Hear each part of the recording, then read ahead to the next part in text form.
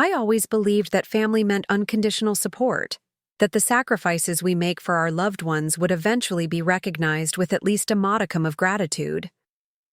But as I stared at the text message lighting up my phone screen, I realized how terribly mistaken I'd been all these years. "We think it's best if you don't come to Ethan's graduation ceremony. The tickets are limited, and Rebecca's parents are flying in from California. I'm sure you understand." Before we jump back in, tell us where you're tuning in from, and if this story touches you, make sure you're subscribed, because tomorrow I've saved something extra special for you. My fingers hovered over the phone, trembling slightly as I read my daughter-in-law Melissa's message for the third time. This was the same grandson whose college tuition payments I'd been making faithfully for the past 4 years. The same grandson who lived in the off-campus apartment I'd helped secure with my own credit as a co-signer. The same grandson who drove the sensible Honda I'd purchased for his 16th birthday to ensure he could get to his part-time job and classes safely. What Melissa didn't realize when she sent that dismissive text was that I had already received a handwritten invitation from Ethan 2 weeks earlier, tucked inside a card where he'd scribbled, "Couldn't have done this without you, Grandma Eleanor. Can't wait to see you there." He must not have told his mother about it, or perhaps she simply didn't care. Looking back now, I realize the signs had always been there, breadcrumbs leading toward this inevitable moment of clarity. After my husband Richard passed away unexpectedly 7 years ago, our son Thomas had gradually distanced himself. At first, I attributed it to grief. We all handle loss differently. But as months stretched into years, I began to suspect something else was at play. Thomas had always been the practical one in the family, with an accountant's approach to both finances and emotions. Everything had to be balanced. Everything had a cost. Everything required a careful calculation of risk versus reward. When I was younger and stronger, I could break through that analytical exterior. But as I aged and Richard was no longer there to bridge the gap between us, Thomas's pragmatism hardened into something colder, more calculating. When Melissa came into the picture 5 years after Richard's passing, I initially welcomed her with open arms. She was everything Thomas wasn't: gregarious, spontaneous, full of vibrant energy. She worked in real estate and had a natural charisma that drew people in. I thought she might soften Thomas, bring back some of the warmth he'd buried after his father died. For a brief moment, it seemed she might.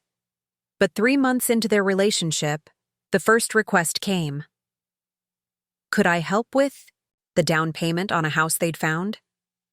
The market was competitive, Thomas explained, and they needed to move quickly. Though the amount, $75,000, made my stomach clench, I transferred the funds that same day. They'd just need a little help getting established, I told myself.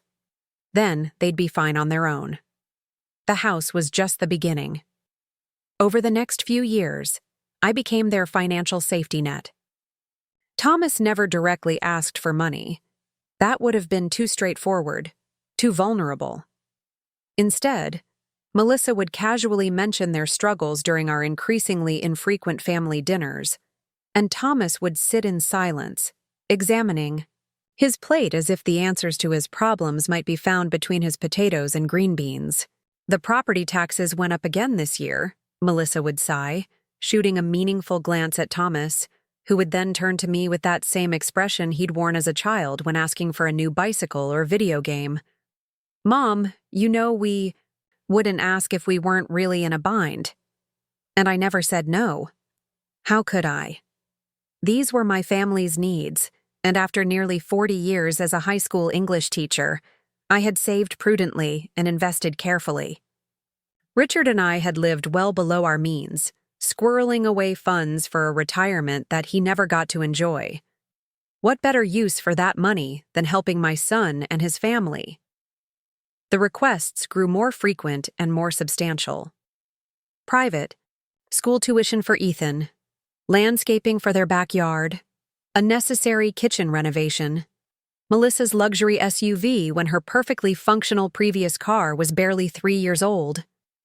Each time I told myself it was a one-time need, an exception. Each time I was wrong. When Ethan was preparing for college, Thomas and Melissa invited me over for dinner. The table was set beautifully, Melissa's doing, no doubt, and even bought my favorite wine. I should have recognized the setup for what it was. "Mom," Thomas began after dessert had been served, "we've been looking at colleges for Ethan and he's been accepted to Westridge University." "That's wonderful," I said, genuinely pleased. Ethan was a bright boy, thoughtful in a way that reminded me of Richard. He must be thrilled. "He is," Melissa jumped in, her smile wide but not quite reaching her eyes. "It's his dream school. The only issue is that it's expensive, even with the partial scholarship he received." I took a slow sip of wine, already knowing where this conversation was headed. "How expensive are we talking?" I asked, setting down my glass. Thomas slid a brochure across the table. The figures printed inside made my chest tighten, but I kept my expression neutral. "We've saved what we could," Thomas said, though I knew, from previous conversations, that their household savings were minimal. Both he and Melissa lived for today, always assuming tomorrow would somehow take care of itself. Or perhaps, more accurately, assuming I would take care of it. "Your father would have wanted his grandson to have the best education possible," Thomas added, his voice softening in a way that felt calculated rather than genuine. He only invoked Richard when he wanted something. In that moment, I should have set a boundary. I should have suggested loans or work-study programs or a less expensive state school. I should have reminded them that I was 68 years old, that my own future care needed consideration. But instead, I heard myself say, "I'll take care of the tuition, and maybe a small stipend for books and expenses." The relief on their faces wasn't gratitude. It was confirmation of what they'd expected all along. They'd never doubted I would pay. The entire dinner, I realized later, had been a performance, a transaction disguised as family time. 2 months later, I set up automatic payments directly to Westridge University's financial office. 4 times a year, $2,500 would transfer from my account to cover Ethan's tuition. I also established a separate monthly transfer of $800 into an account I'd opened for Ethan's living expenses. I didn't tell Thomas or Melissa about this second account. It was between my grandson and me. For the first year, things went smoothly. Ethan called regularly, updating me on his classes, his new friends, the campus activities he was involved in. Unlike his parents, he never asked for extra money, though occasionally I would send him a little more when he mentioned a special opportunity or a book he couldn't find in the library. Those moments of genuine connection with him were worth every penny. The summer after his freshman year, Ethan spent several weekends at my house, helping me organize Richard's old workshop and repair some loose boards on the deck. We talked about his studies, his interest in environmental science, his hopes of working in conservation someday. I saw so much of Richard in him: the quiet thoughtfulness, the careful way he approached problems, the dry humor that emerged when he felt comfortable. But as his sophomore year began, the calls became less frequent. When we did speak, Ethan seemed rushed, distracted. I told myself he was just busy with his studies, making new friends, living the college life I had helped provide for him. It was during his junior year that I began to notice the changes in his social media. Posts showing expensive spring break trips, a brand new MacBook Pro, designer clothes that I knew his monthly stipend couldn't possibly cover. When I gently inquired about these purchases during our increasingly rare phone conversations, Ethan became evasive. "Oh, I picked up some tutoring hours," he'd say, or "I got a great deal online." I might have been aging, but I wasn't naive. Something didn't add up. It was around this time that I decided to check on the tuition account I'd established. The payments were going through as scheduled, but I wanted to ensure everything was in order for Ethan's final year. What I discovered made my hands shake so badly I had to set my laptop aside and take several deep breaths. There had been additional withdrawals, large ones, that I hadn't authorized. Someone had accessed the account and had been steadily draining funds beyond the established tuition payments. Preparing and narrating this story took us a lot of time, so if you are enjoying it, subscribe to our channel. It means a lot to us. Now back to the story. In total, nearly $42,000 had disappeared over the previous 8 months. I called the bank immediately, my voice trembling as I explained the situation to the fraud department representative. They promised to investigate and temporarily froze the account while they did so. 3 days later, I received their findings. The withdrawals had been authorized using my correct account information and password. The IP address traced back to a location near Thomas and Melissa's home. The betrayal left me breathless. I sat in my kitchen, the same kitchen where I'd taught Thomas to make pancakes on Sunday mornings, where I'd helped Ethan with his middle school science projects, and I felt a cold realization wash over me. I had been nothing more than a financial resource to them for years, perhaps always. That evening, I did something I'd never done before. I drove to Thomas and Melissa's house unannounced. Their surprise at seeing me standing on their doorstep was evident, as was their discomfort when I asked to come inside. Their living room had been redecorated since my last visit. A new sectional sofa that must have cost thousands, artwork that hadn't been there before, a massive television mounted on the wall, my stolen money, displayed as trophies of their deceit. "Mom, is everything okay?" Thomas asked, not offering me a seat or even a glass of water. "We were just heading out to dinner." "I know about the money," I said simply, watching their expressions shift. "The extra withdrawals from Ethan's tuition account?" Melissa's face hardened immediately. "I don't know what you're talking about." But Thomas couldn't meet my eyes, and that was confirmation enough. $42,000, Thomas. That's how much you took beyond the tuition payments. "Mom, it's not what you think," he began, but I cut him off. "Then what is it? Please, explain to me how accessing my account without permission and taking money I never offered isn't exactly what I think." Melissa stepped forward then, her arms crossed defensively over her chest. "We've had some financial difficulties. The market's been down, and my commissions haven't been what they used to be.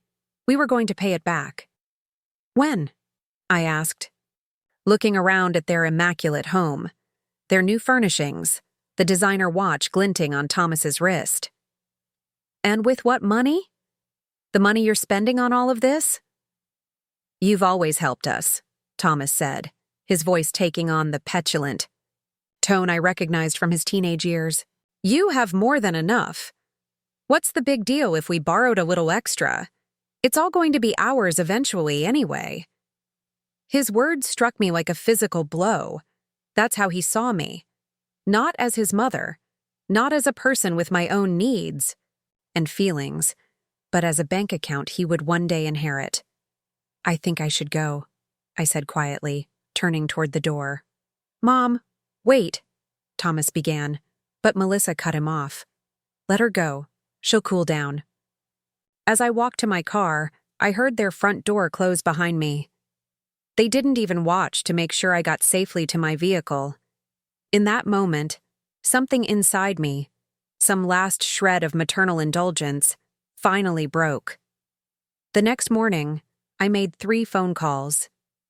The first was to my bank, where I closed the compromised tuition account and opened a new one that only I could access. The second was to my attorney, explaining the situation and asking him to revise my will immediately. The third was to Westridge, University's financial office, informing them that while I would honor the payment for the current semester, all future payments would be discontinued. I then sent a brief, direct email to Thomas. "I know what you did. The tuition account is closed. I will pay for Ethan's current semester, but after that, you're on your own. Do not contact me until you're ready to tell me the truth and make amends." The response was immediate and explosive. Multiple calls from both Thomas and Melissa, which I didn't answer.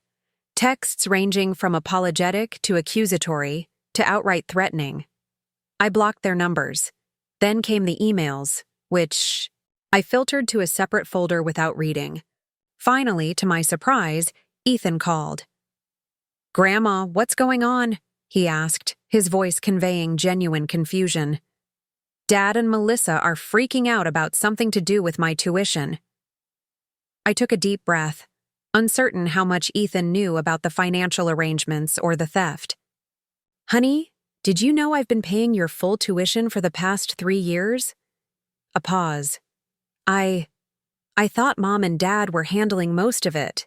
They said you were helping out a little, but I've paid every cent, Ethan, and I also set up a monthly stipend for your living expenses. Did you know about that account? Another, longer pause. They told me that was from them, that they were sending me an allowance. My heart ached for him. He had been kept in the dark, just as I had been manipulated. "Ethan, your parents have been accessing the account I set up for your tuition and taking additional money. A lot of it. Money that was meant for your education." The silence on the other end stretched for so long I thought we might have been disconnected. Finally, in a small voice that reminded me of when he was a little boy, he said, "I had no idea, Grandma. I swear." "I believe you," I assured him. "This isn't your fault." "What happens now?" he asked. "About school?" "The current semester is paid for," I told him. "After that, we'll need to figure something out. I'm not abandoning you, Ethan. We'll find a solution together, but I can't keep enabling your parents' behavior." The days that followed were quiet. Too quiet. I had expected Thomas to show up at my door, full of excuses or accusations. But there was nothing, until Melissa's text about the graduation ceremony. As I sat looking at those cold, dismissive words, something shifted inside me. All these years, I had allowed myself to be used because I thought that's what families did for each other. I believed in the myth of unconditional giving without reciprocity, of sacrifice without acknowledgement. But family, real family, isn't supposed to be one-sided. It isn't supposed to leave one person drained and another entitled. I didn't respond to Melissa's text. Instead, I made another appointment with my attorney. This time, I had a different plan in mind. 2 days later, a certified letter was sent to Westridge University's financial aid office with copies to both Thomas and Ethan.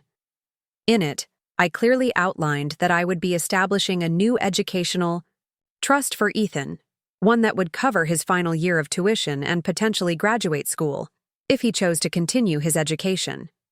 However, there were conditions. First, the trust would be administered by my attorney, not by me, and certainly not by Thomas or Melissa. Second, the funds could only be used for legitimate educational expenses, with proper documentation required for each disbursement. Third, and this was the part that I knew would infuriate Thomas and Melissa, the trust would only remain active if I was permitted to attend Ethan's graduation ceremony and any other significant educational milestones. The letter stated in black and white that if I was excluded from these events, the trust would immediately be dissolved, and all remaining funds would be donated to Westridge University's scholarship fund for underprivileged students. The reaction was swift. Thomas called my attorney in a rage, threatening legal action, though on what grounds he couldn't articulate. Melissa took to social media, posting vague but pointed comments about toxic family members and emotional blackmail without naming me directly. But it was Ethan's response that mattered most to me. He showed up at my door 3 days after the letters were sent, looking tired and drawn, but resolute. "I didn't know," he said as soon as I opened the door, "about any of it. The money, the tuition, what they've been doing. Grandma, I'm so sorry." I pulled him into a hug, feeling the tension in his shoulders, the way he hesitated before hugging me back. "Come inside," I said gently. "Let's talk." Over tea at my kitchen table, the same table where he had once built science fair projects and completed homework assignments during visits, Ethan explained what had been happening. Thomas and Melissa had told him that they were paying for his education through a combination of savings, current income, and a small contribution from me. The monthly deposits, they claimed, came from them, not from me. I should have questioned it more, he said, staring into his mug. Especially when they started giving me extra money junior year for no reason. New clothes, a better laptop, that spring break trip. I just thought they were being generous. It wasn't your responsibility to question it, I assured him. You trusted your parents. That's normal. But now I might not be able to finish my degree, he said, his voice cracking slightly. Unless I agree to their conditions. Their conditions? Ethan looked up, his eyes troubled. They say I have to choose. Either I uninvite you from graduation myself and keep living with their support, or I insist on you coming and risk losing everything. My heart sank. They were using their own son as a pawn, forcing him to choose between his grandmother and his future. It was cruel beyond measure. You don't have to make that choice, I told him firmly. My letter should have made it clear. I've already arranged to cover your final year, regardless of what your parents do. The trust is for you, not them. Relief flooded his features, followed quickly by confusion. Then why the condition about attending graduation? I reached across the table and took his hand. Because it was never about the money, Ethan. It was about being recognized as part of your life. About not being erased from important moments after everything we've shared. If you don't want me there, truly don't want me there, then I'll respect that. But I won't be excluded by Melissa's whims or your father's cowardice. Ethan nodded slowly, understanding dawning in his eyes. I want you there, Grandma. I always did. The invitation I sent you, that was real. In the weeks that followed, things changed rapidly. Ethan moved out of Thomas and Melissa's house and into my guest room for the remainder of the summer. He found a part-time job at a local conservation center, insisting on contributing to household expenses despite my protests. Thomas and Melissa alternated between rage and reluctant negotiation. When they realized I wouldn't back down and that Ethan had allied himself with me, they grudgingly conceded that I could attend the graduation ceremony. Not out of respect or remorse, but out of financial necessity. I refused to accept their hollow concession. Instead, I informed them through my attorney that they would need to repay the $42,000 they had taken, or I would pursue charges for financial fraud. It wasn't about the money. I could have written it off. But about establishing that their actions had consequences. They somehow managed to repay the full amount within 30 days, though I suspect it required selling some of their precious possessions or taking out loans. I didn't ask, and they didn't volunteer the information. The graduation ceremony itself was a study in strained civility. Thomas and Melissa smiled for photos and made polite conversation with other parents, while studiously avoiding direct interaction with me. Ethan, sensing the tension, divided his time carefully between us, ensuring I was included in every important moment without forcing an unnecessary confrontation. When Ethan's name was called and he walked across the stage to receive his diploma, I felt a complicated mix of emotions: pride in his accomplishment, sadness for the family bonds that had been irreparably damaged, and a quiet certainty that I had finally done the right thing by standing up for myself. After the ceremony, as families gathered for celebrations, Melissa approached me alone. Her perfect makeup couldn't quite hide the strain around her eyes, the tightness in her smile. "I hope you're satisfied," she said quietly, her voice pitched so only I could hear. "You've turned our son against us." I met her gaze steadily. Ethan is an adult capable of making his own judgments. All I did was tell him the truth, something you and Thomas should have done years ago. "We were going to pay you back," she insisted. You didn't have to be so dramatic about it. This was never about the money, Melissa, I replied. It was about respect. About recognizing that I'm a person, not just a checkbook. That's a lesson you and Thomas still haven't learned. She opened her mouth to respond, but at that moment, Ethan approached with a group of his friends, his face bright with excitement. Melissa instantly transformed, her expression softening into maternal pride as she turned to greet them. I stepped back, allowing Ethan his moment. Later, he found me sitting on a bench near the edge of the campus quad, watching families and graduates stream past.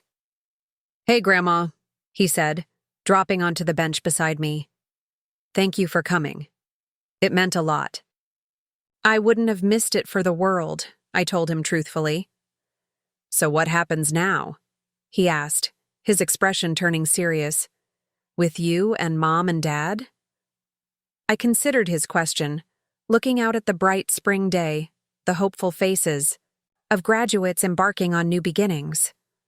"I don't know, Ethan. Some bridges once burned can't easily be rebuilt, but that doesn't mean we can't build new ones, different ones." He nodded, understanding the nuance in my answer. "I've been accepted to a graduate program in environmental conservation," he said after a moment. "It's in Oregon, so I'd be moving away." "That's wonderful news," I said, genuinely pleased for him.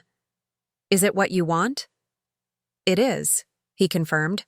"And I was hoping you might help me figure out how to manage it financially." "Not by paying for it," he added quickly, "but by teaching me how to budget, apply for grants, maybe co-sign a reasonable student loan if I need one. I want to do this right, Grandma. I want to stand on my own." Pride swelled in my chest. Not the complicated, often disappointed pride I'd felt watching Thomas grow up, but something cleaner, more hopeful. Ethan had learned from the mistakes around him. He wanted guidance, not handouts. Partnership, not exploitation.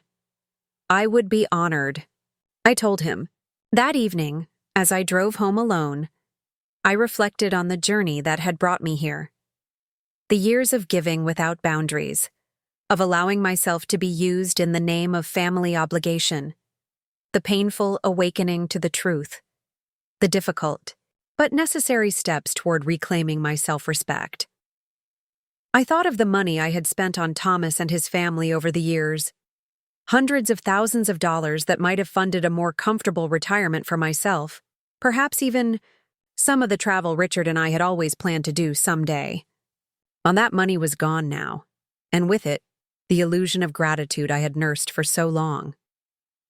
But as I pulled into my driveway and saw the lights still on in my house, Ethan was staying with me for another week before starting his summer job, I felt something unexpected.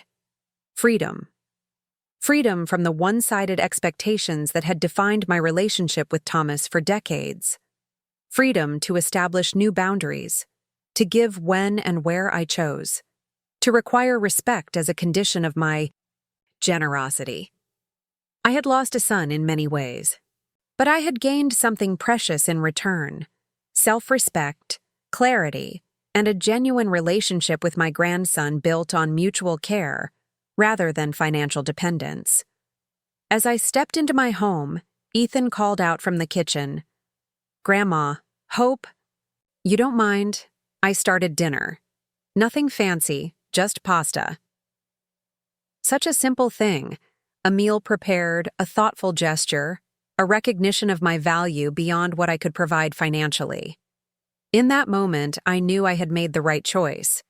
However painful the process had been, sometimes the price of self-respect is high. But as I joined Ethan in the kitchen, watching him navigate the space that had once been the heart of my family, I knew with absolute certainty it had been worth every penny. The next morning, I woke to the sound of Ethan making coffee in the kitchen. As I shuffled downstairs in my robe, I found him sitting at the counter, laptop open, frowning at the screen. "Everything okay?" I asked, reaching for a mug. He startled slightly, then sighed. "Just got an email from Dad. They're not happy about yesterday." I poured my coffee and took a seat beside him. I wouldn't expect them to be. He says they've reassessed their financial situation and won't be able to help with any of my grad school applications. Not that they were going to anyway, Ethan added with a bitter laugh. But he makes it sound like it's your fault they can't help. I took a slow sip of coffee, letting the warmth spread through me. Are you worried about funding your graduate program? Ethan closed his laptop and turned to face me fully. Honestly, yes. I know environmental conservation isn't exactly a lucrative field, at least not at first. But it's what I want to do, what I need to do. There was such conviction in his voice, the same determined tone Richard had used when discussing principles he wouldn't compromise on. It made my heart ache with both loss and pride. You know, I said carefully, your grandfather set aside money specifically for educational purposes. He always believed that learning was the most valuable investment. Ethan's brow furrowed. But I thought, after everything that happened with Dad and Melissa. That was different, I explained. That was me allowing myself to be taken advantage of, giving without boundaries or expectations. This would be an investment in your future, with clear terms we both understand and agree to. The relief on his face was immediate, but then hesitation crept back in.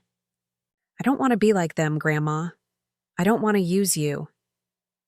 I reached out and placed my hand over his. There's a world of difference between using someone and accepting help that's freely offered with clear boundaries. The fact that you're worried about it already puts you in a different category. We spent the rest of the morning researching graduate programs in environmental conservation. The one in Oregon was his top choice, but there were others. In Colorado, in Vermont, even one in Alaska that made his eyes light up when he described the fieldwork opportunities. By lunchtime, we had created a spreadsheet comparing costs, scholarship, opportunities, and program strengths. I'll help with reasonable tuition costs, I told him as we shared sandwiches at the kitchen table. But living expenses should come from scholarships, assistantships, or part-time work. It's important you have some skin in the game. Ethan nodded, understanding the lesson behind my words. That makes sense. I want to be self-sufficient, not dependent. And we'll revisit the arrangement each year, I added. This isn't an open-ended commitment. It's a partnership where we both have responsibilities. As Ethan cleared the lunch, dishes. His phone buzzed with an incoming call. He glanced at the screen, his expression darkening. It's Mom. You can take it, I said, rising from the table to give him privacy. He hesitated, then answered, putting the call on speaker. Melissa's voice filled the kitchen immediately, her tone syrupy sweet in a way that set my teeth on edge even from across the room. Ethan, honey, we need to talk about your living situation.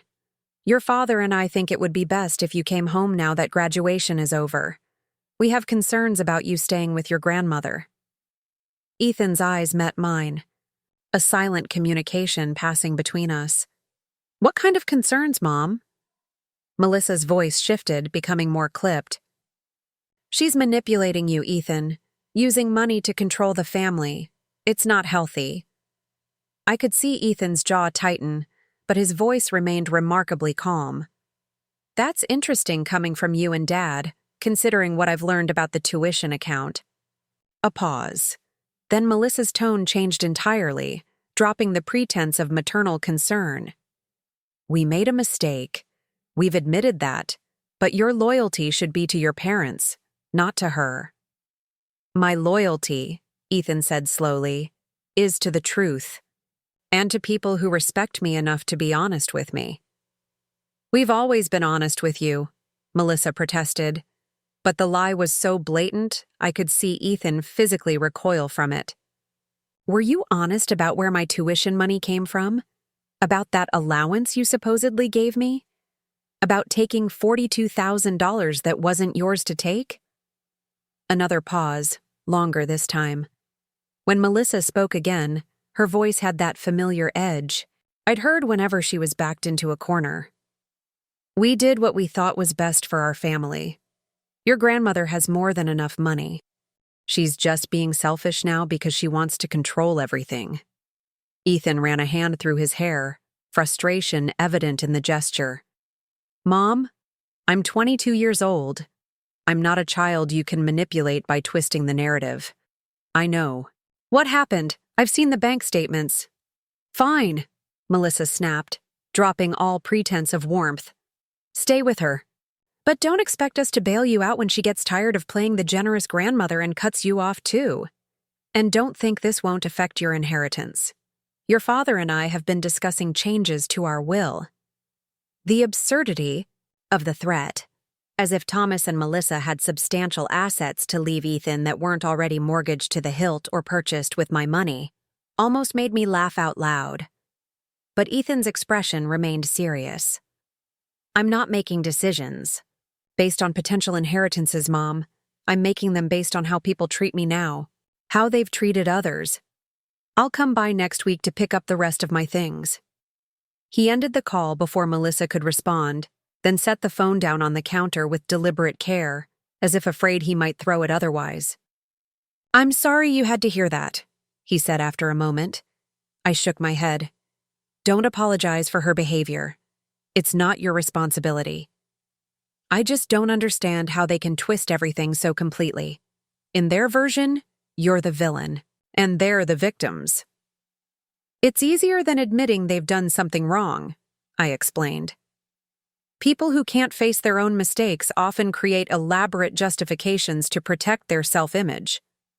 Ethan sighed heavily. "How did it get this bad? Were they always like this?" It was a question I'd been asking myself for years. Your father wasn't always so calculating. After your grandfather died, something changed in him. The balance between us shifted. And Melissa. I paused, choosing my words carefully. Melissa has always had a talent for getting what she wants.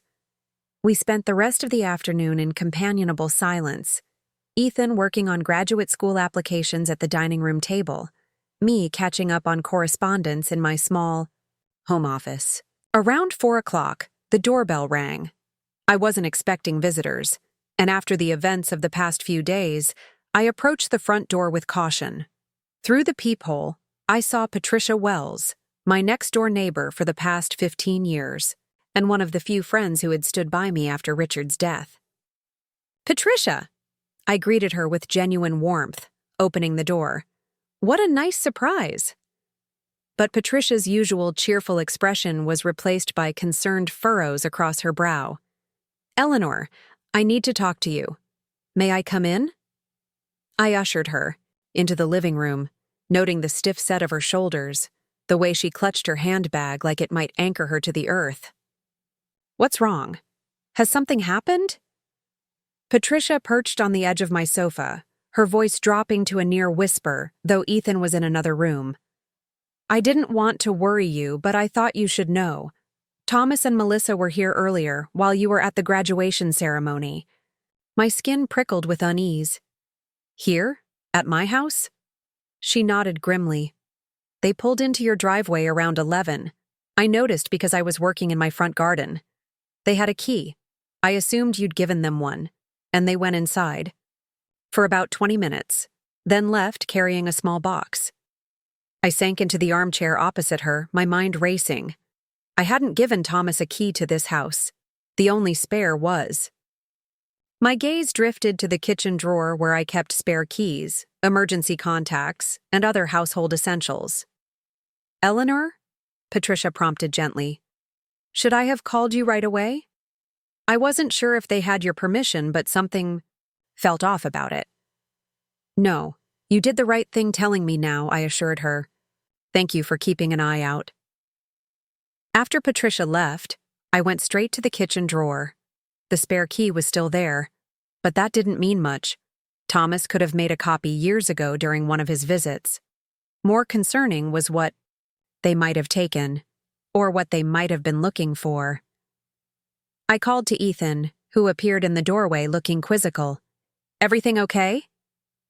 I need your help checking if anything's missing, I explained, quickly relaying what Patricia had told me. They were looking for something specific. They were only here for 20 minutes. Together, we did a careful inventory of the house. Nothing obvious was missing from the main living areas. My jewelry box appeared untouched, as did the small, fireproof safe where I kept important documents. It wasn't until we reached my home office that I noticed the discrepancy. The right desk drawer, where I kept financial statements, account information, and other sensitive paperwork, was ever so slightly ajar. Inside, the folders appeared to be in order, but I noticed immediately that the one labeled estate planning was thinner than it should have been. "What would they want with your estate documents?" Ethan asked, watching as I rifled through the folder. I pulled out the contents, spreading them on the desk. "The most recent copy of my will is missing," I said after a moment. "And the trust? Documents for the educational fund I established for you?" Ethan's brow furrowed. "Why would they take those? They already know you're helping with graduate school." "It's not about what the documents say," I explained, a cold certainty settling in my stomach. "It's about trying to challenge them legally. They want to know exactly what I've arranged so they can look for vulnerabilities, loopholes they might exploit."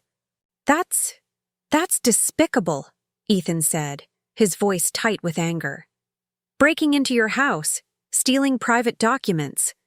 We should call the police." I considered it for a moment, imagining Thomas and Melissa being questioned by officers, perhaps even arrested for breaking and entering. The scandal would ripple through our community, affecting not just them but Ethan as well. And for what? The documents they'd taken were only copies. My attorney held the originals, and I could easily replace them. "No," I decided finally, "we're not going to call the police. But Grandma, we're going to do something much more effective," I continued, a plan already forming in my mind. "We're going to secure this house, change the locks today, and then we're going to beat them at their own game." That afternoon, we installed a new deadbolt on every exterior door, with Ethan insisting on paying for the materials himself. We also set up a small security camera at the front door. Nothing elaborate, just a basic model that would alert my phone if anyone approached. "Do you think they'll try to come back?" Ethan asked as we finished the installation. "I don't know," I admitted, "but I'd rather be prepared than surprised." The next morning, I called my attorney, Franklin Burke, who had been handling my legal affairs since before Richard's death. He listened carefully as I explained the situation, making occasional notes, but otherwise remaining silent until I had finished. "Breaking into your home to steal legal documents is a serious matter, Eleanor," he said, his voice grave. "Are you certain you don't want to pursue criminal charges?" "I'm certain," I confirmed. "But I want to make sure they can't use what they've taken." Franklin was silent for a moment, thinking. The documents themselves wouldn't give them much leverage. The originals are secure in my office, and any court would recognize those as the binding versions. But the fact that they've gone to these lengths suggests they might be planning something more aggressive. Such as? "They might try to challenge your competency," he said bluntly. "Claim you're not of sound mind to make financial decisions, particularly regarding the educational trust for Ethan. It would be baseless, of course, but it could tie things up in court for months, even years." The suggestion should have shocked me, but after everything that had happened, I found I could easily imagine Thomas and Melissa pursuing such a strategy. Thomas had always been risk-averse in business, but surprisingly ruthless in personal matters when he felt cornered. "What do we do to prevent that?" I asked. "First, we update your will and trust documents immediately, explicitly noting that the previous versions have been stolen and are no longer valid. Second, we arrange for an independent assessment of your cognitive function, purely preemptive, to have on record. Third, and here, Franklin's voice took on a sharper edge, we send them a letter making it clear that any attempts to challenge your competency will result in a countersuit for defamation, elder abuse, and financial fraud related to the unauthorized withdrawals from the tuition account. The plan was methodical, thorough, and exactly what I needed. How quickly can we move on this? I can have new documents prepared by tomorrow, Franklin said. The assessment might take a few days to arrange, but I know several respected geriatric specialists who can expedite the process. And the letter, I can draft that this afternoon. As I hung up, I felt a curious sense of calm.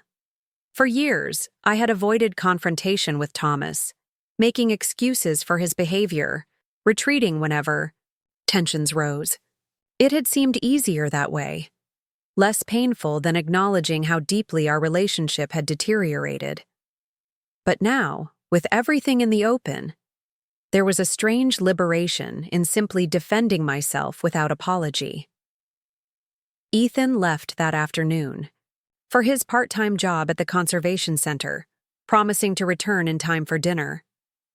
Alone in the house, I found myself drawn to the photo albums I had carefully preserved over the decades. I pulled one from the bookshelf, leather-bound, the pages slightly yellowed with age, and settled into my reading chair. The album chronicled Thomas's childhood, his first steps, school pictures, family vacations. There he was at 7, missing. His front teeth grinning proudly beside a science fair project Richard had helped him build. At 12, holding up a trophy from the regional chess tournament.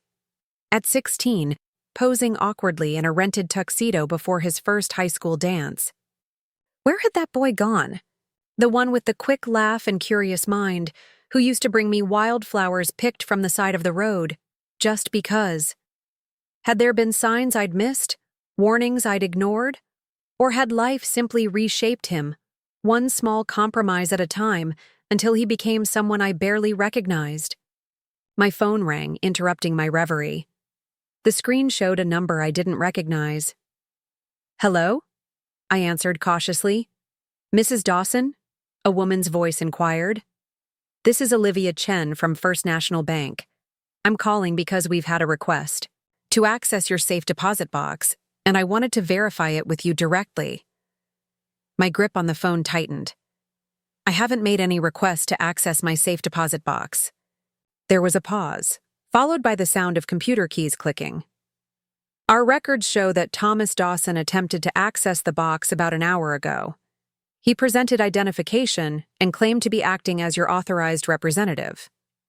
I took a deep breath, steadying myself against a wave of disbelief that somehow, after everything, Thomas was still finding new ways to betray my trust. "Thomas is not authorized to access my safe deposit box. He has never been an authorized representative on that account." "That's what our records indicated," Olivia confirmed. "That's why I denied access and am calling you now. Is there anything else you'd like us to do regarding this matter?" I considered my options. The bank had already denied Thomas access, which was the immediate concern. But his attempt suggested a disturbing escalation in his efforts to gain control of my assets. "I'd like to change the access protocols for all of my accounts," I said decisively, "and I'd like to schedule an appointment to review my accounts in person, please." After arranging the appointment for the following day, I hung up and immediately called Franklin again, updating him on this latest development. His response was measured but firm. "This changes things, Eleanor. Attempting to access your safe deposit box under false pretenses crosses the line from family dispute into potential criminal fraud. I strongly recommend we document this incident formally." I agreed, and Franklin promised to add it to the letter he was drafting.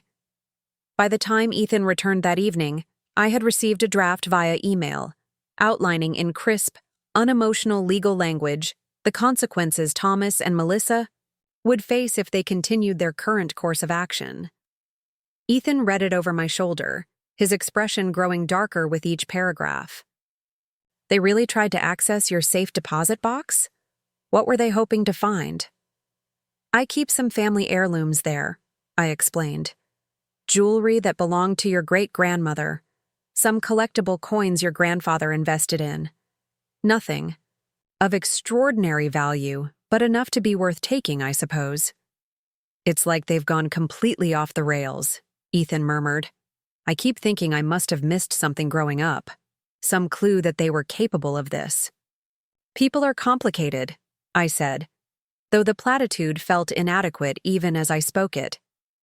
Sometimes we only see what we want to see, or what others want us to see. The letter was sent the next morning, delivered by courier to Thomas and Melissa's home, with a signature required for delivery. Franklin called me shortly after noon to confirm it had been received. By Melissa, not Thomas. Now we wait, he said. They'll either back down or escalate. Either way, we're prepared. The response came faster than I expected. That evening, as Ethan and I were finishing dinner, my phone rang. Thomas's name flashed on the screen. I answered, putting the call on speaker so Ethan could hear. Hello, Thomas. What the hell is this letter? Thomas demanded without preamble, his voice tight with barely contained fury. Defamation? Elder abuse? Are you trying to destroy us? I'm trying to protect myself, I replied evenly. Something I should have done long ago. This is insane, he spat. We made a mistake with the tuition account, fine. But breaking and entering? Attempting to access your safe deposit box? You're making ridiculous accusations because you're angry about the graduation ceremony. I exchanged a glance with Ethan, who looked appalled at his father's brazen denial. Thomas, my neighbor saw you and Melissa enter my house yesterday. The bank has a record of your attempt to access my safe deposit box. These aren't accusations, they're documented facts. A long silence followed, then Thomas's voice returned. Lower now, more controlled. Mom, I think you should consider seeing someone, a doctor. These paranoid delusions… Don't, I cut him off sharply. Don't try that approach, Thomas. It won't work. Franklin has already arranged for an independent assessment of my cognitive function, which I'll complete next week. The results will be notarized and filed with the court as a precautionary measure. Another silence. This one stretching so long I wondered if he had hung up. Finally, he spoke again. What do you want from us? It was a question I had been asking myself since the moment I discovered the unauthorized withdrawals from the tuition account. What did I want? Restitution? Apology? Some recognition of the pain they had caused? I want you to stop, I said simply. Stop trying to access my accounts. Stop breaking into my home. Stop lying to Ethan about your role in his education. Stop treating me like a resource to be exploited rather than a person deserving of basic respect. And if we do that? Thomas pressed.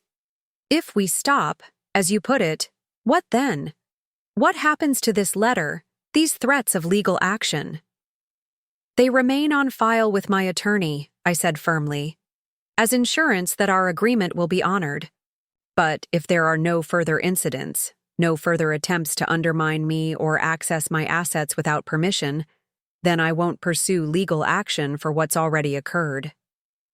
Thomas made a sound that might have been a scoff or a sigh. It was hard to tell through the phone. And Ethan? His living situation?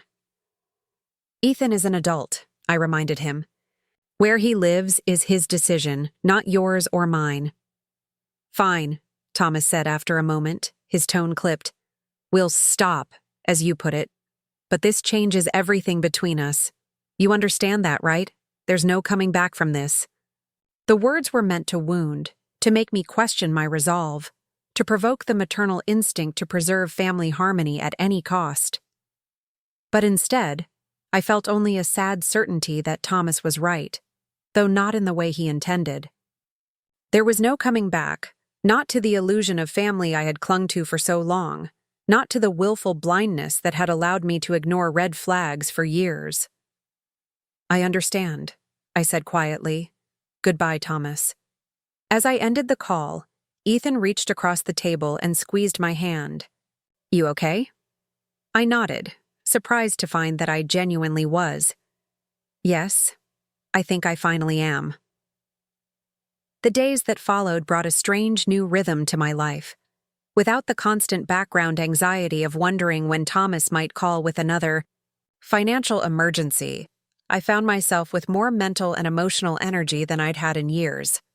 I resumed attending my book club, which I had gradually abandoned as Thomas's demands on my time and resources increased. I reconnected with former colleagues from the high school where I'd taught for decades.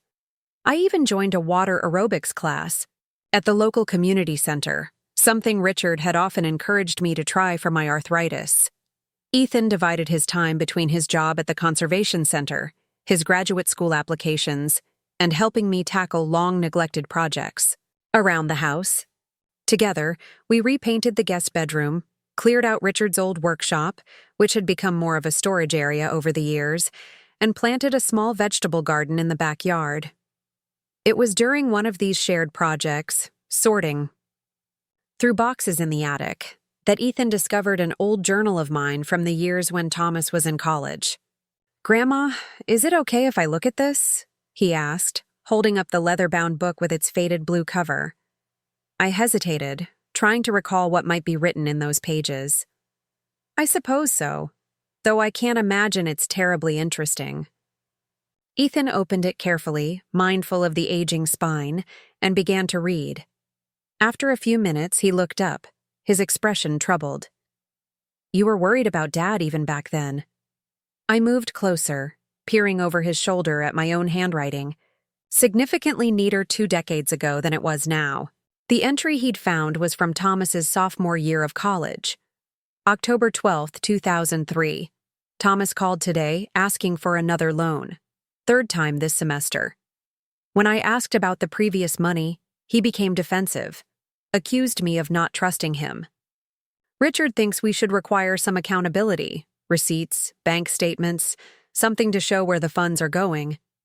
But I worry that pushing too hard will only drive Thomas away. He's always been sensitive to perceived criticism. Still, this pattern concerns me. Where is all this money going? His apartment is modest, his car is paid for. I want to help him succeed, but am I helping or enabling? Richard says I'm too soft, that Thomas needs to learn financial responsibility before he graduates. He's probably right, but it's so hard to say no when Thomas calls sounding desperate." Ethan flipped through a few more pages, then closed the journal gently. "It's been going on for a long time, hasn't it? This pattern." I nodded, a lump forming in my throat. "Your grandfather recognized it before I did.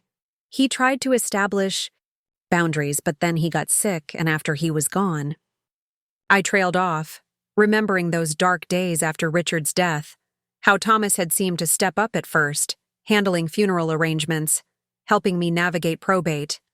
It wasn't until months later that the financial requests had resumed, more frequent and more substantial than before. "Why didn't you ever say no?" Ethan asked, his tone curious rather than judgmental. I considered the question carefully. Partly guilt, I think. Working mothers in my generation were often made to feel they were shortchanging their children. I was always worried I hadn't given Thomas enough of my time, my attention. Money seemed like an easy substitute. "That's not fair to you," Ethan said firmly. "You were supporting the family, not neglecting it." I smiled ruefully. Perspective is clearer in hindsight, and partly, I think I was afraid of losing him completely. Every time I hesitated or questioned a request, Thomas would withdraw, sometimes for weeks. No calls, no visits.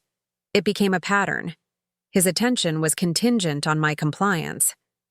"That's manipulation," Ethan said, his voice hardening. Plain and simple.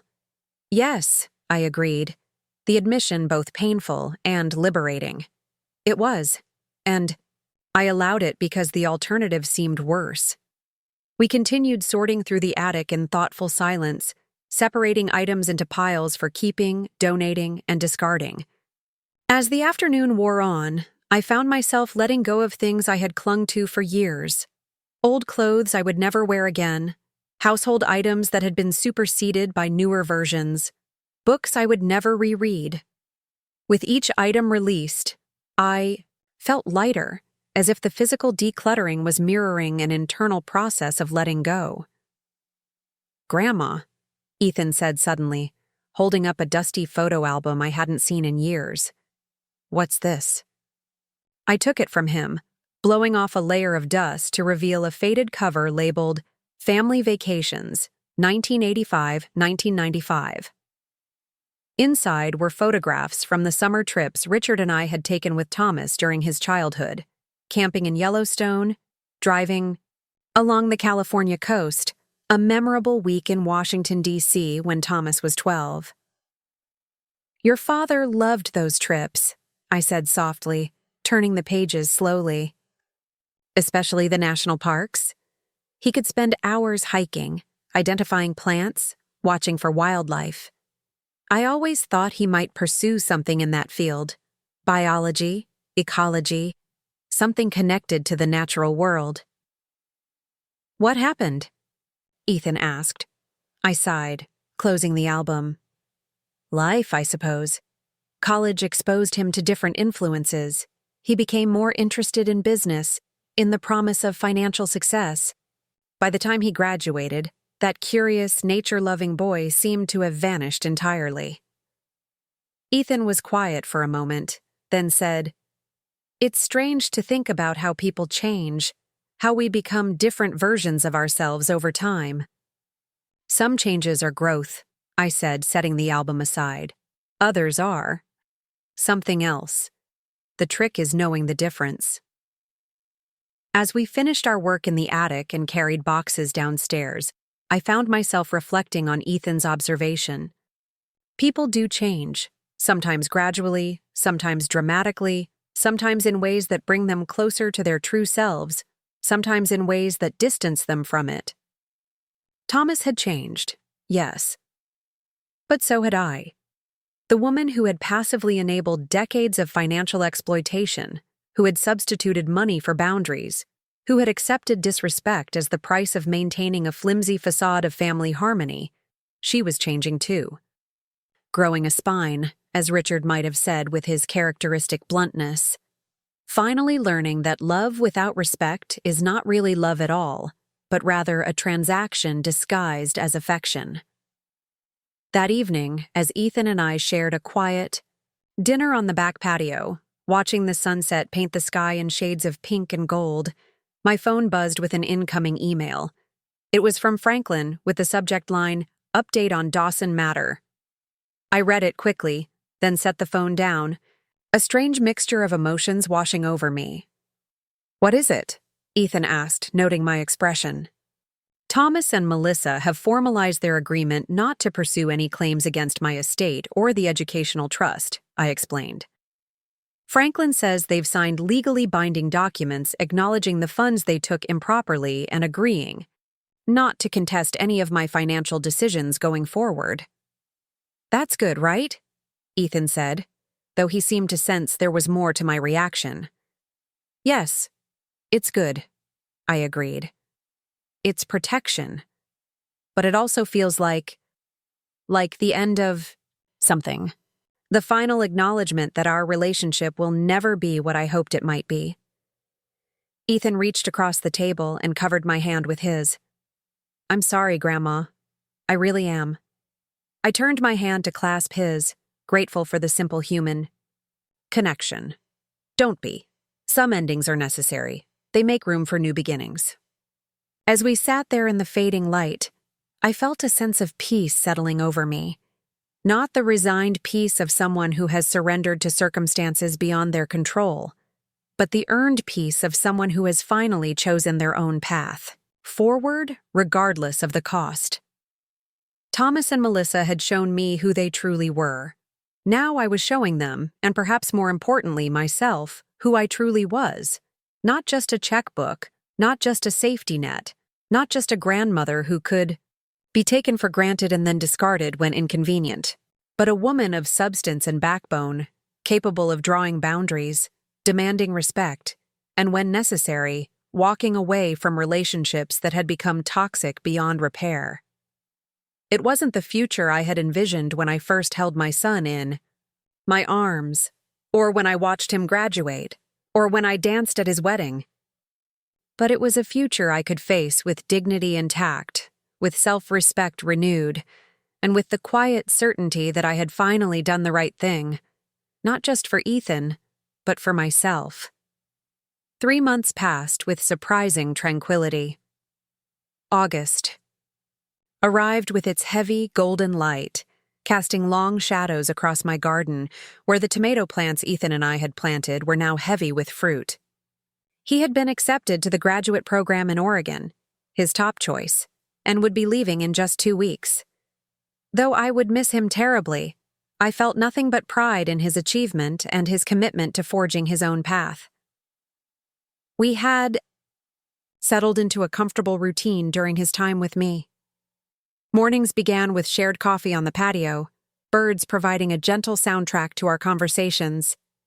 Ethan would then head to his job at the conservation center, while I attended to my own projects, volunteering at the local literacy center, meeting friends for lunch, or tending to the garden that had become my sanctuary. Evenings were for cooking together, watching old movies, or simply sitting in companionable silence, each absorbed in our own reading. It was during one such peaceful evening, as thunder rumbled in the distance promising a late summer storm, that the doorbell rang. Ethan and I exchanged glances. We weren't expecting visitors. "I'll get it," Ethan said, setting aside his book. I heard the door open, followed by a long pause. Then Ethan's voice, tight with surprise and wariness. "Dad, what are you doing here?" My heart quickened as I rose from my chair. Thomas had honored our legal agreement to the letter, maintaining absolute silence these past months. Not a call, not a text, not an email. His sudden appearance on my doorstep could not be a casual visit. When I reached the entryway, I found Thomas standing just inside the threshold, looking thinner than I remembered, his normally immaculate appearance slightly disheveled. His eyes, when they met mine, held a complicated mixture of emotions. Anger, certainly, but also something that might have been desperation. "Mom," he said, acknowledging me with a terse nod. "We need to talk." Ethan positioned himself slightly, between us, protective in a way that made my heart ache. "If this is about money?" "It's not," Thomas interrupted, though something flickered across his face that made me doubt his denial. At least, not directly. "It's about Melissa." I studied him carefully, noting the shadows beneath his eyes, the slight tremor in his hands. "What about Melissa?" Thomas glanced at Ethan, then back to me. "Can we speak privately?" "Anything you need to say to Grandma, you can say in front of me," Ethan said firmly. For a moment, I thought Thomas might argue, but instead, his shoulders slumped slightly. "Fine. Melissa's left me. Packed her things and moved out 3 weeks ago." The news struck me with a strange mixture of surprise and inevitability. "I'm sorry to hear that," I said, and meant it. Whatever my feelings about their behavior, I had never wished for Thomas's marriage to fail. "Are you?" Thomas challenged, a bitter edge to his voice. "Because from where I'm standing, this is exactly what you wanted. My life falling apart while you and Ethan play happy family." "That's not fair," Ethan began, but I touched his arm gently, shaking my head. "Why don't we sit down?" I suggested, gesturing toward the living room. After a moment's hesitation, Thomas followed us in, perching on the edge of the sofa like he might need to make a quick escape. "What happened?" I asked once we were all seated. Thomas ran a hand through his hair, a gesture so reminiscent of his father that my heart clenched. "What happened is that after your lawyer sent that letter, after you cut us off and turned Ethan against us, everything started to unravel. The bank called in our line of credit. We had to sell the second car. Melissa started blaming me for not handling you better, for letting things get to this point. I absorbed this information silently, noting what Thomas wasn't saying as much as what he was. The implication that their financial troubles were somehow my fault, rather than the natural consequence of years of living beyond their means. The suggestion that Melissa had left not because of anything Thomas had done, but because he had failed to extract more money from me. "Why are you here, Thomas?" I asked finally. "What do you want from me?" He looked up, his expression a complex blend of resentment and desperation. "I need help, Mom. The house is underwater. Has been for years, if I'm being honest. Melissa maxed out all the credit cards before she left. I'm drowning here." Ethan made a soft sound of disbelief. "After everything that's happened, you're still asking Grandma for money?" Thomas's jaw tightened. "I'm asking my mother for help, something parents typically do for their children when they're in trouble." "And what about what children typically do for their parents?" I countered, keeping my voice gentle despite the frustration building inside me. "Respect their boundaries? Show gratitude for what they've already received? Treat them with basic decency?" "I made mistakes," Thomas admitted, though the words seemed to cost him. "I know that. But are you really going to sit there in your comfortable house with your perfect retirement fund and watch me lose everything?" The manipulation was so transparent, so familiar, that I almost laughed. How many times had he played this card over the years? Framing my reluctance to bail him out as cruel indifference, positioning himself as the victim of my supposed financial comfort rather than the beneficiary of it. "Thomas," I said carefully, "I'm not responsible for your financial decisions. I've helped you many, many times over the years, with down payments, with Ethan's tuition, with countless emergencies that always seem to have dollar signs attached. But that help never led to greater stability or independence for you. It just enabled more of the same behavior." "So that's a no," he said flatly. "You're turning your back on me when I need you most." "I'm declining to throw good money after bad," I corrected him. "And I'm choosing not to re-enter a dynamic that has proven unhealthy for both of us." Thomas stood abruptly, his face flushing with anger. "You know what? Melissa was right about you. You act like this wise, generous mother figure, but underneath, you're just cold, calculating. You've always kept score, always held your help over my head like I should grovel in gratitude for every penny." Ethan rose to his feet, his own anger apparent. "That's enough, Dad. Grandma has done more for you than most parents would ever do for their children. She paid for my entire education, something you lied to me about for years. She bailed you, out of debt after debt. And when you and Mom literally stole from her, she still didn't press charges. She's not cold. She's finally setting boundaries that should have been set decades ago." Thomas turned to his son, his expression hardening. "You don't know what you're talking about. You've been here, 3 months? I've known her my entire life. The perfect sacrificing mother is just an act she puts on. When it really matters, when I'm at my lowest, look how quickly she turns her back." I remained seated, watching this exchange with a strange sense of detachment. The accusations Thomas hurled were ones I might have once agonized over, might have bent myself into knots trying to disprove. But now, secure in the knowledge of what I had given and what I had forgiven, they held no power over me. "Thomas," I said quietly, drawing his attention back to me, "I'm sorry about your marriage. I'm sorry you're facing financial difficulties, but I'm not going to give you money to temporarily patch a situation that needs fundamental change to be truly fixed." "Then what are you going to do?" he demanded. "I'm going to offer you something different," I said, the idea forming even as I spoke it. "I'll pay for financial counseling, a reputable service that can help you create a sustainable budget, negotiate with creditors, maybe even avoid bankruptcy if it's not too late.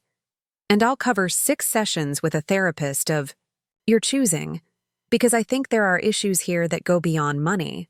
Thomas stared at me as if I'd suggested he fly to the moon. "Counseling? Therapy? That's your solution?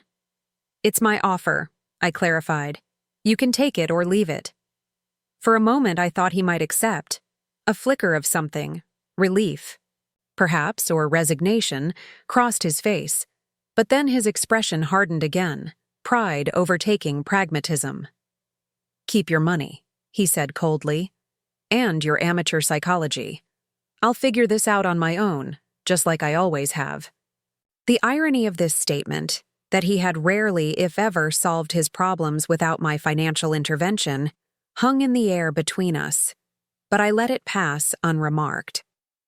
The offer stands if you change your mind, I said simply. Thomas turned to leave, then paused at the doorway, looking back at Ethan.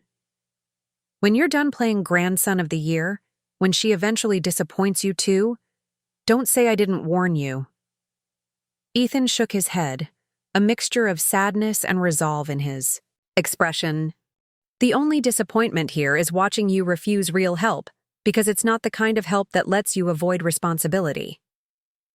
After Thomas left, the house felt unnaturally quiet, the tension of his visit lingering like a faint electrical charge in the air. Ethan paced the living room, his agitation evident in every movement. I can't believe him, he muttered. Coming here, asking for money after everything, then acting like you're the unreasonable one for saying no. I sighed, feeling suddenly very tired. It's a pattern we've been locked in for a long time. He asks, I give, nothing changes. He asks again. Breaking that cycle was never going to be easy or pleasant. Ethan stopped pacing and looked at me, his expression softening. Are you okay? That was intense. I'm okay, I assured him, surprised to find it was true. Sad, certainly. Disappointed, yes, but also relieved in a way. For years I've been waiting for Thomas to have some epiphany, to suddenly recognize the damage our dynamic was doing to both of us. Today showed me clearly that's not going to happen, at least not anytime soon. I'm sorry, Ethan said quietly, sitting beside me on the sofa. I know that must hurt. I patted his hand, grateful for his empathy. It does, but there's clarity in it too. Now I can stop waiting for something that isn't coming and focus on what is. The storm that had been threatening all evening finally broke, rain lashing against the windows in sudden fury. We sat together in companionable silence, listening to the thunder roll across the sky, each absorbed in our own thoughts. Later that night, after Ethan had gone to bed, I found myself drawn to the old roll-top desk in my study where I kept the family photo albums. I pulled out one from the early years of Thomas's childhood, when Richard was still alive and our family felt whole. There was Thomas at his 5th birthday party, his face alight with joy as he opened presents. Thomas and Richard building a treehouse. In the backyard, both their faces smeared with dirt but grinning proudly at the camera. Thomas on his first day of middle school, trying to look cool but unable to hide his nervous excitement. I traced these images gently with my fingertip, remembering the boy he had been, wondering at the man he had become. Where had the turning point been? When had the bright, curious child in these photographs begun to see me not as a person to be loved, but as a resource to be exploited? The truth, I realized as I closed the album, was that there probably hadn't been a single moment, a clear before and after. Instead, there had been 1,000 small choices, 1,000 opportunities to either reinforce healthy boundaries or erode them. And I had participated in that erosion as surely as Thomas had, allowing patterns to become entrenched, because addressing them would have required confrontation I wasn't prepared for. We had both made our choices, and now we were both living with the consequences. The difference was that I had finally chosen differently, while Thomas was still trapped in old patterns, still expecting the world, or at least his mother, to shield him from the natural outcomes of his actions. The morning after Thomas's visit dawned clear and bright. the summer storm having washed away both the humidity and the lingering tension in the house. Ethan and I settled into our usual routine, and by unspoken agreement, we didn't discuss Thomas or his unexpected appearance. Instead, we focused on the practical matters of Ethan's upcoming move to Oregon, what furniture he would need for his small graduate student apartment, which books and personal items he would take with him, how often we would schedule our video calls once he was settled. "I've been thinking," I said over breakfast, "about that trust fund for your graduate studies." Ethan looked up from his coffee, eyes curious. "What about it?" "I'd like to modify the term slightly," I explained. "Right now, it's structured to cover tuition and some basic living expenses, but I think we should add a travel component. Enough for you to fly home for holidays and for me to visit you in Oregon once or twice a year." His face brightened immediately. "That would be amazing, Grandma. Oregon's supposed to be incredible in the fall. The old-growth forests, the coastal areas. I'd love to show you around once I'm settled." "Then it's decided," I said, pleased by his enthusiasm. "I'll talk to Franklin about making the adjustments." "Thank you," Ethan said, his voice sincere. "Not just for this, but for everything.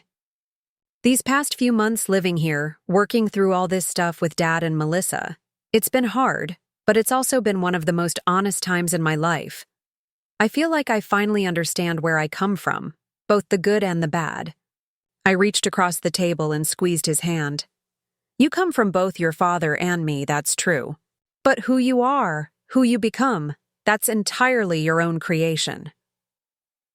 The days slipped by with increasing speed as Ethan's departure drew closer. We filled them with practical preparations and meaningful conversations, both aware that our time together in this particular configuration was drawing to a close. Not ending, I was insistent on that point, but changing, evolving into something that would accommodate the geographical distance while maintaining the emotional closeness we had built.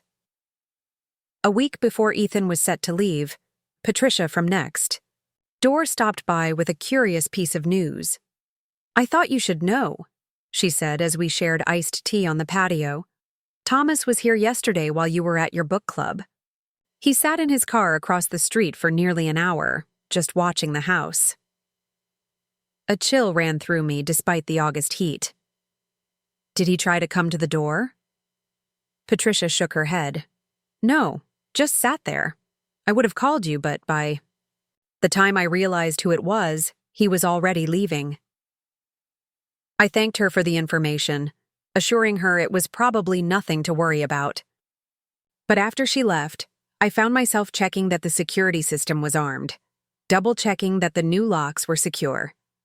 The thought of Thomas watching the house from a distance, for reasons I couldn't fathom, left me unsettled in a way his direct confrontation hadn't. I debated whether to mention it to Ethan, not wanting to worry him unnecessarily so close to his departure. But our relationship was built on honesty now, and withholding information, even with good intentions, felt like a step backward. That evening, I told him about Patricia's observation. His reaction was immediate and protective. "That's concerning, Grandma. Like, actually concerning. What was he doing, casing the place? Planning another break-in?" "I don't know," I admitted. "Maybe he was just, I don't know, reminiscing? This was his childhood home, after all." Ethan looked skeptical. "After the way he left here last week? Angry? Rejected? I don't think—" He was feeling sentimental.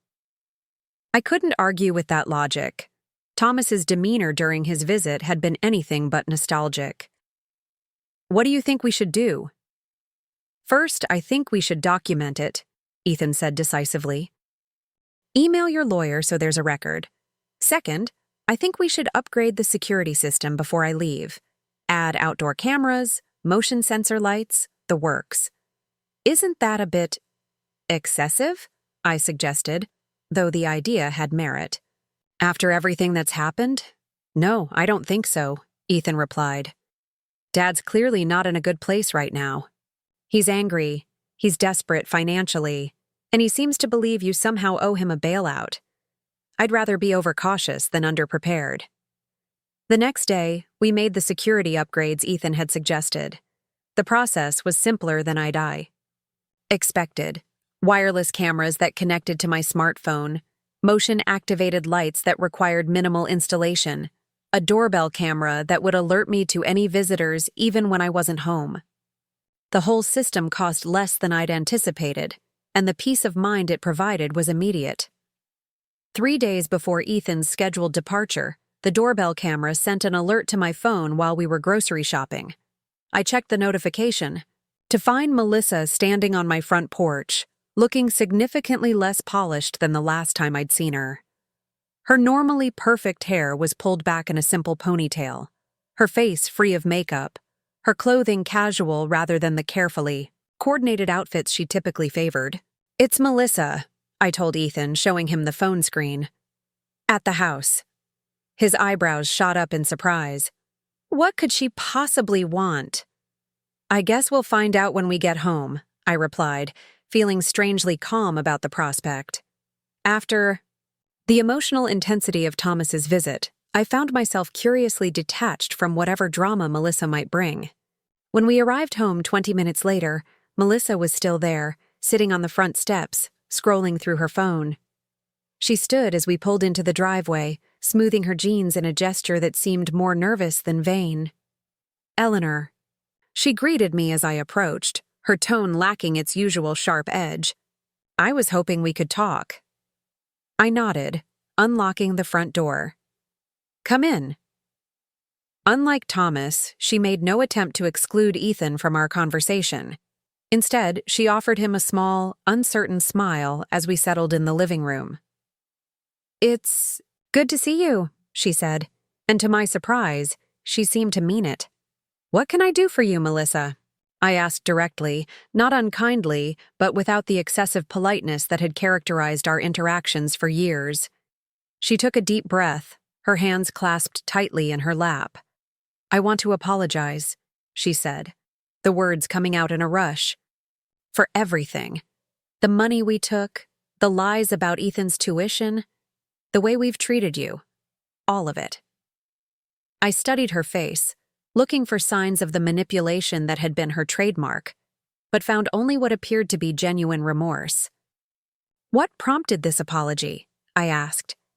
"Therapy," she admitted with a rueful smile. "After I left Thomas, I realized I needed to figure out how I'd ended up in such a mess.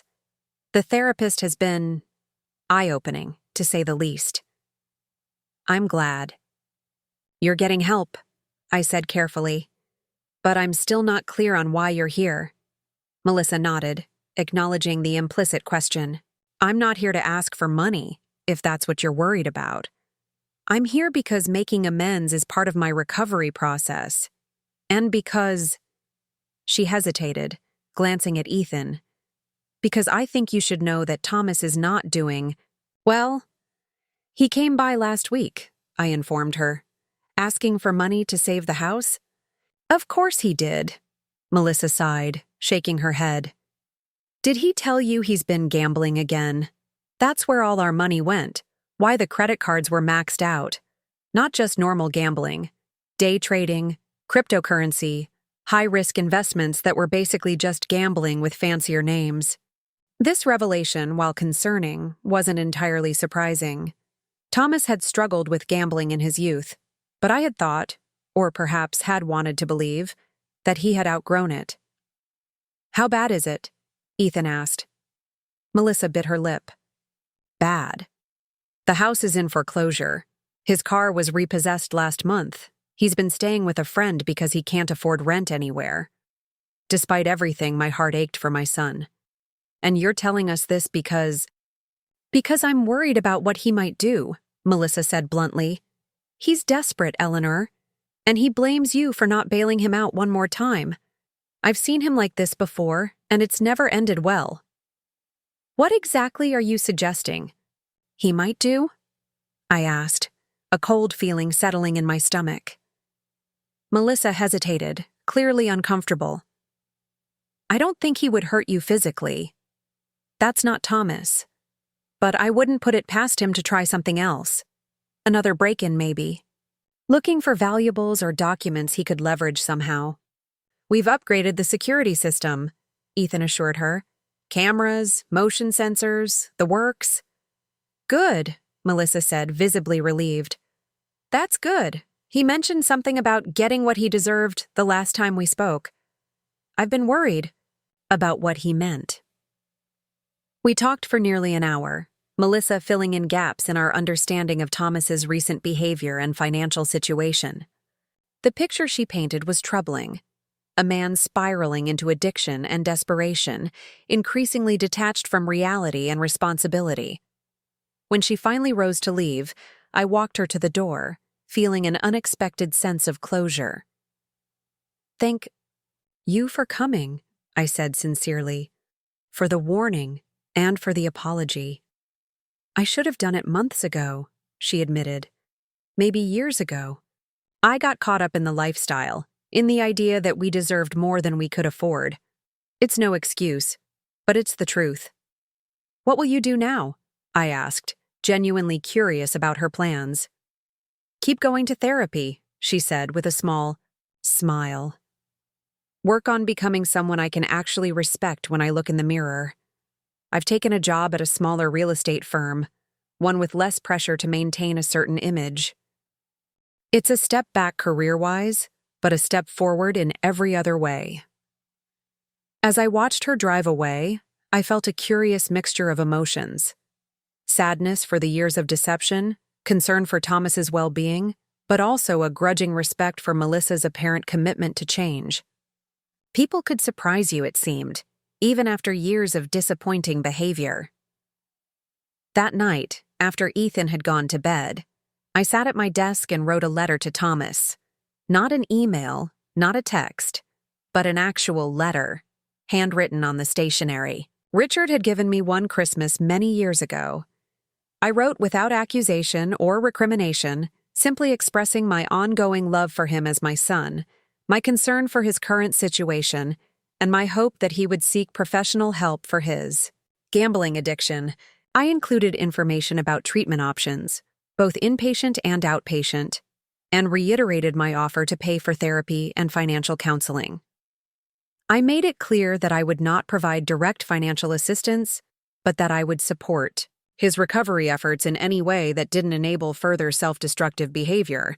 After sealing the envelope, I sat with it on my lap for a long time, wondering if Thomas would read it, if he would understand that this boundary was set not out of coldness, but out of a deeper, more difficult kind of love.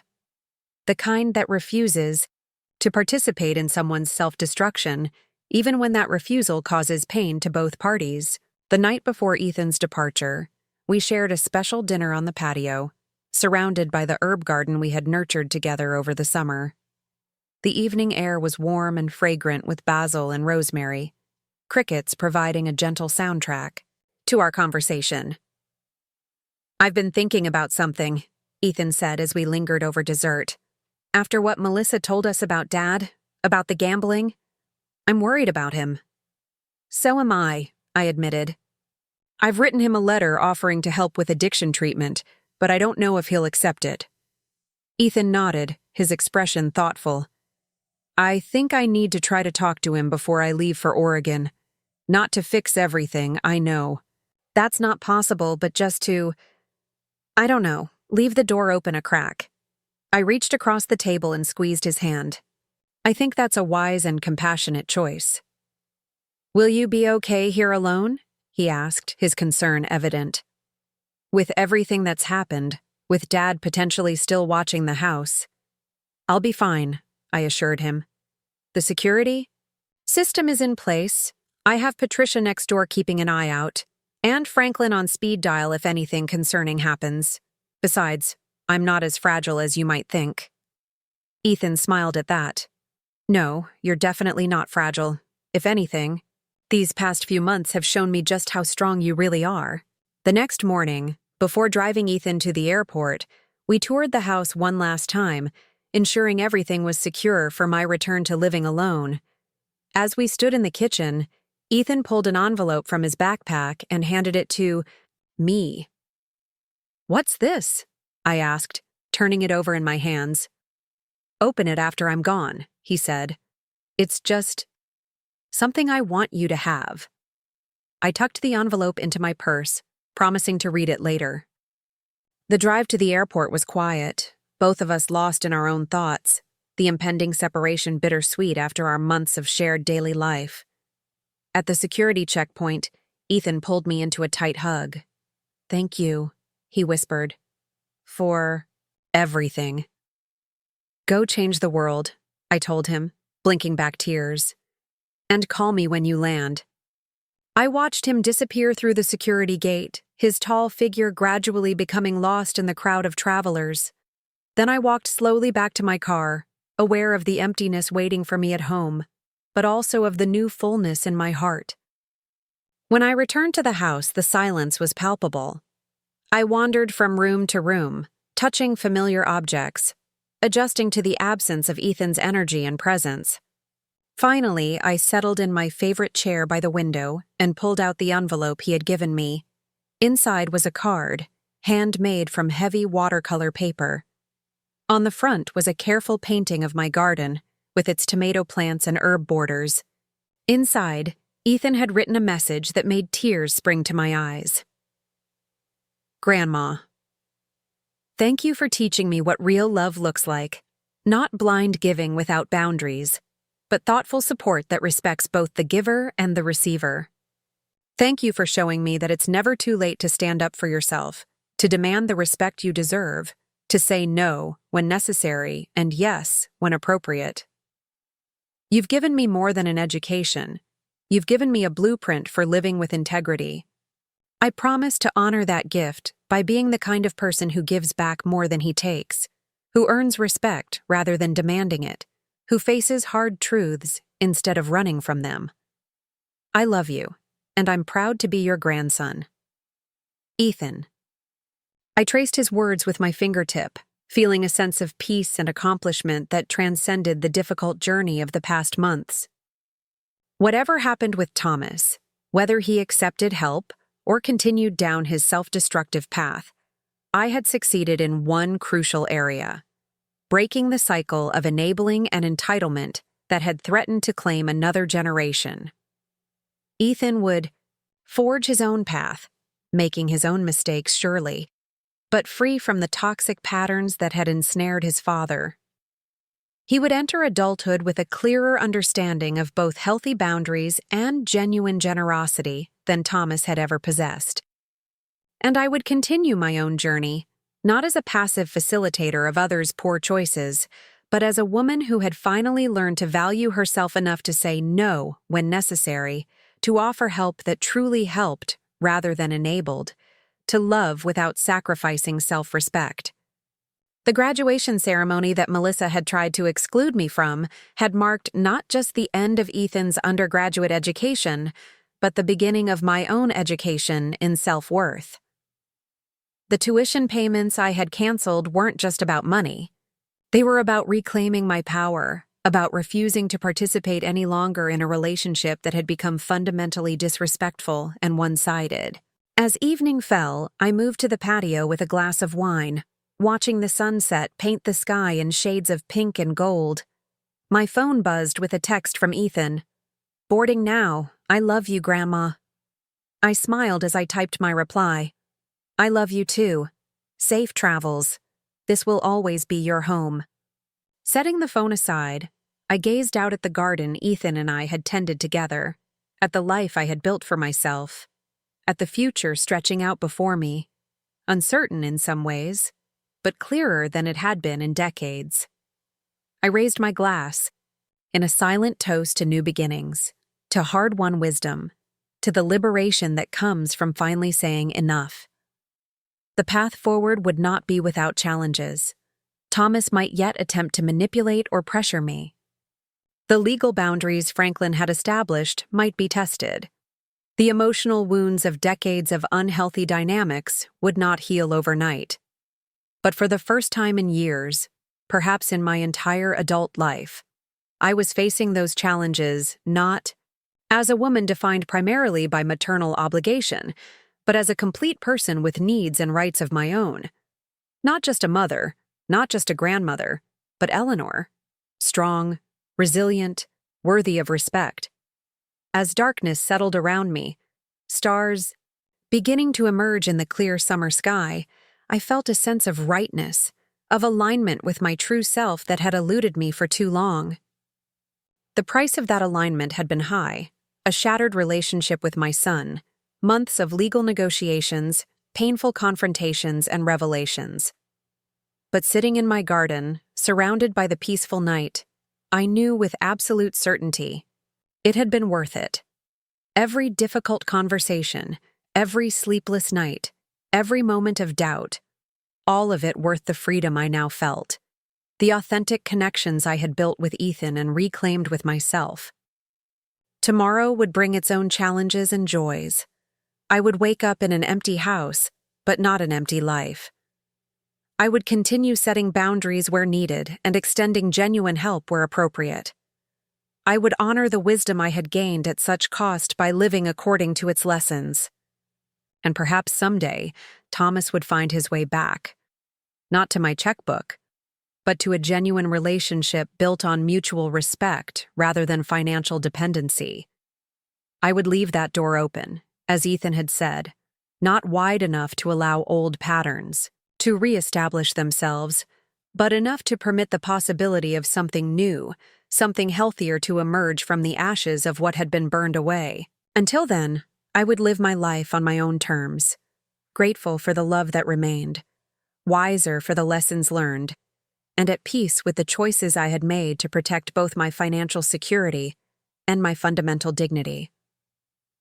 My grandson's graduation had indeed become a turning point, not just for him, but for all of us. When Melissa had told me I couldn't attend, she had unwittingly set in motion a chain of events that would ultimately lead to my own graduation of sorts, from doormat to self-advocate, from enabler to boundary setter, from woman defined by maternal sacrifice to woman defined by self-respect. Sometimes I reflected as I finished my wine and prepared to head inside, the greatest gifts come disguised as rejections. And sometimes, the most loving response to, "You can't come," is simply, "Watch me." Up next, you've got 2 more standout stories right on your screen. If this one hit the mark, you won't want to pass these up. Just click and check them out.